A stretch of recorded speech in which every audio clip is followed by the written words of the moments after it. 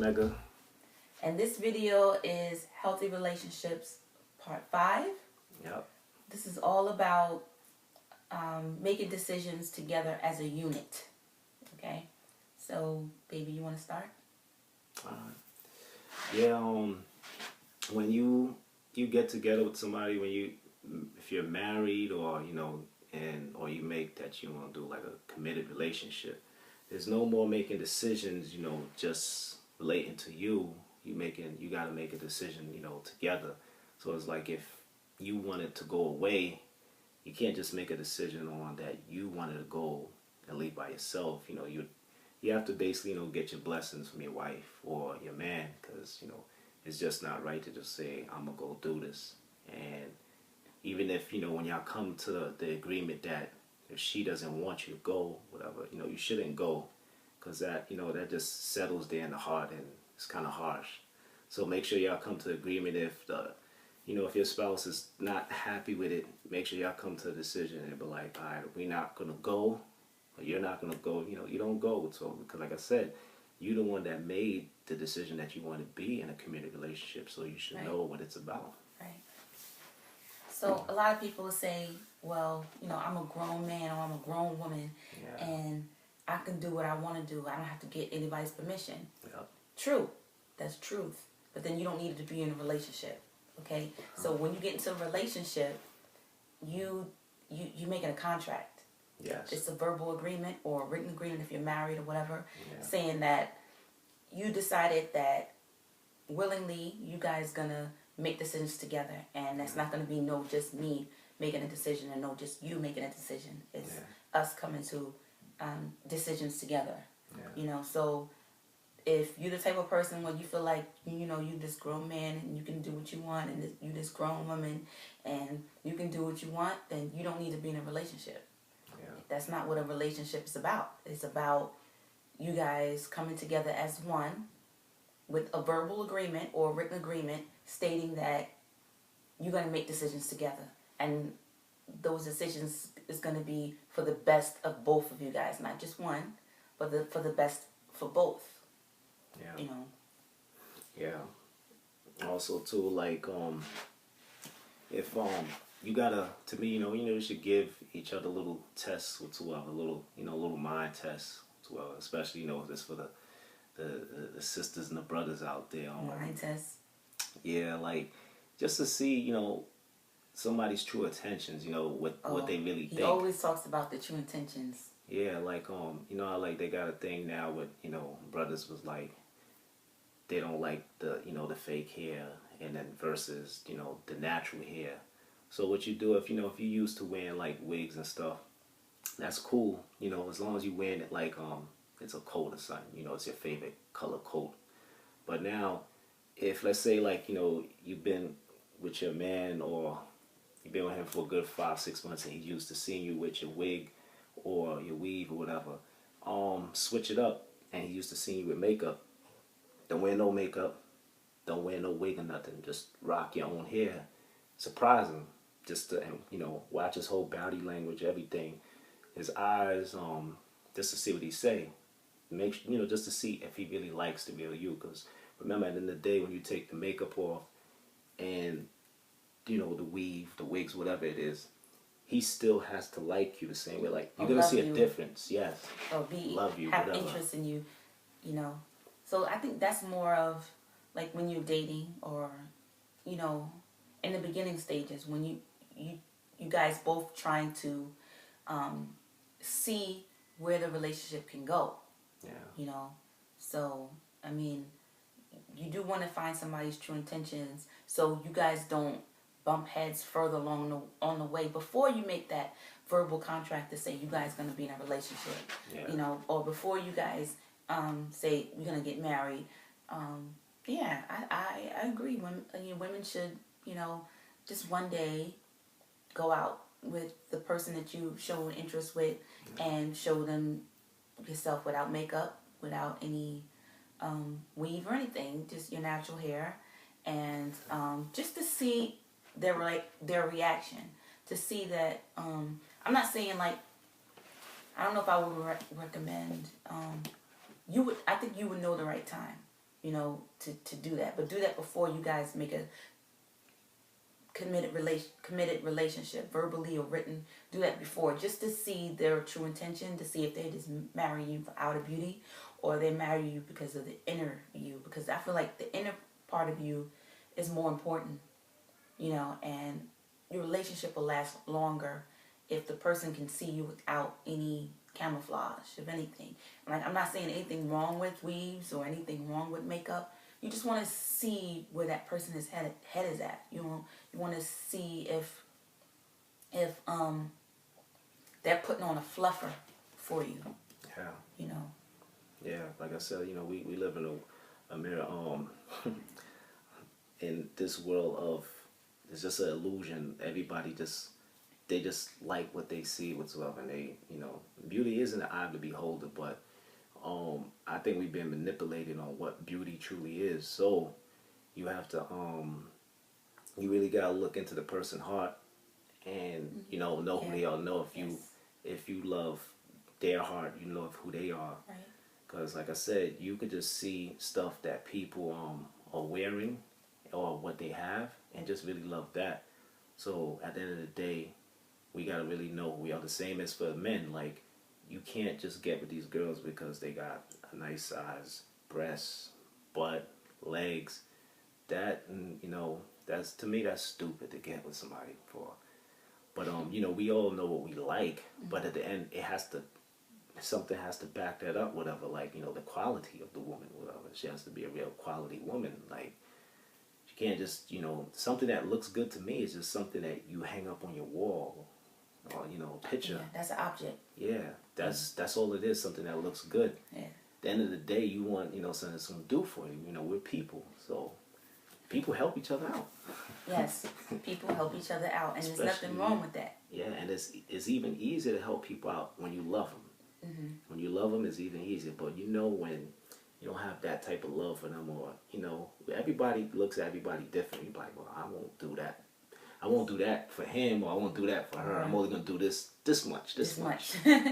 Like, when I first met him, my husband, we had such, like, these intimate conversations. You know, like, I mean, okay, don't get me wrong, to the true honest opinion, like, when we met over at a friend's house, when I first seen him, yes, I did like the outer shell of his physicality, and yes, that's what drew me to him and everything like that. But then when I spoke to him, when I actually had a conversation, not like, okay, what's your sign, or, you know, stuff like that. No, when I had a conversation about, like, God, or, like, what do you think God is, or what do you want in a long-term relationship, what do you see yourself, what are your goals, like, things like that. We had a conversation like that, and it was like a long conversation, and that's when my mind was getting like if I was here and this was him, and the attraction was like this, joined together as like one, but then when we had that conversation, it was just like it was just meshing more together, because I was just like, this, he stimulated my mind. Like, I actually had a real conversation for the first time in years with the opposite sex. And I'm not saying that guys are shallow or anything like that, okay?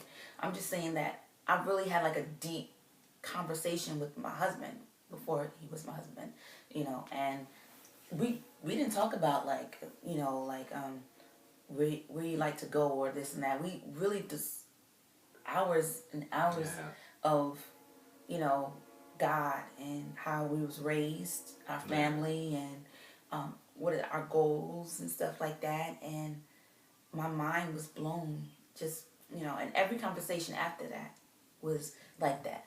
Yeah, she was so happy that I didn't ask her, yo, what you drinking? What you smoking, Mom? It was none of that whatsoever, because we both don't drink or smoke. So it went well. At least, you know, you don't have to be high drunk to get with somebody. You know, like you said, the mind stimulates everything. Because after, you know, you're not drunk no more and you're not high, and then you start talking to the female or you start talking to the guy, you're like, oh my gosh, somebody that looks so good, they just dropped in level because you see where their head is at, and you're like, damn. And it's not like, it don't have to be like a real intelligent conversation, but, you know, just a regular, like, You know what I'm saying? You know, it's a beautiful day. I wish it was more days like this. But then somebody just keeps repeating stupid shit. Like, that just starts getting to you like, wow, me and this person doesn't click on nothing. Now, if you never had just sat down and had a conversation with whoever it is, it's just like you shouldn't have gone into and then you push further in a relationship because you like the outer shell. It's like, okay, you made a commitment to this person, but you really don't know them. Yeah. You know, you don't like their goals. You know, I mean, not that you don't like their goals. You don't mesh on their goals. You can't resonate with that on their goals. You can't resonate that on their beliefs, their morals, their values. It's like you forget all of that. The stuff that's important that keeps the relationship going. Those stuff has to be spoken about in the beginning when y'all getting to know each other. You want to know where this person is going. You want to know where this person is at. You want to know it's just certain questions you just have to ask in the beginning. Why wait? Like, I didn't wait to get into a conversation with him about God or about, like, you know, his family life and stuff like that. It's because those should be normal conversations. You know, not like you want to go to the club. Nothing wrong with going to the club, but you can't get to know a person in the club. No. You know, it's dark. Y'all just dancing. Y'all really not communicating. Maybe can't hear each other. Can't hear each other. So most of the time people get into relationships and make that contract with each other and then say, I want to do me. No, then don't get into a relationship because then you don't even know the person because you never really sat down and spoke to them. You never asked them if they wanted kids. You never asked them if they wanted to go to college, or you never asked them if they even wanted a relationship with you. Sometimes people just assume they're in a relationship because they've been going out and stuff like that. Yeah. Do they even want a relationship? Yeah. You know? And you can't push nobody into a relationship, females, okay? You can't push no guy into a relationship, or whoever is you trying to get into a relationship. It has to be a mutual agreement between the both of you guys. Okay, you can want it all you want, but if they don't want it, it's not gonna happen.